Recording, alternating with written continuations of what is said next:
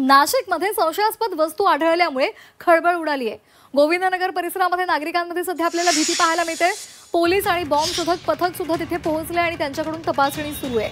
अफवांवर विश्वास ठेवू नका असं पोलिसांनी आवाहन केलंय।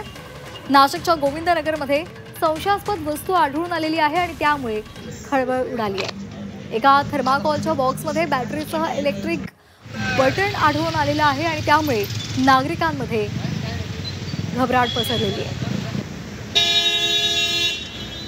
थर्माकोलचा बॉक्स होता, त्या बॉक्समध्ये इलेक्ट्रॉनिक डिव्हाइस होतं। आम्ही BDDSला कळवलं, कंट्रोलला कळवलं, वरिष्ठांना कळवलं। पुढचे 7 ते 8 मिनिटांमध्ये BDDSचा स्टाफ आला आणि सर्व जागा वॅकेट करून तपासणी केली असता तपासणीअंती ते एक फटाक्याचा बॉक्स होता। फटाक्यांमध्ये जी दारू भरली जाते बारीक कलरची आणि त्याच्यामध्ये ज्या पताका असतात त्या पताका त्याच्यात मिळून आलेल्या आहेत आणि काही इलेक्ट्रॉनिक्स बॅटऱ्या होत्या, 2 बॅटऱ्या होत्या आणि ते कोणीतरी बर्थडेसाठी वापरतात, तर तो सगळे ते मटेरियल होतं आणि ते कन्फर्म झालेलं आहे। अशी कुठलीही घटना नाही आहे की ज्याच्यावर लोकांनी म्हणजे अफवा आहे की असं बॉम्ब सदृश्य वस्तू वगैरे आहे, तर कुणी त्यावर विश्वास ठेवू नये।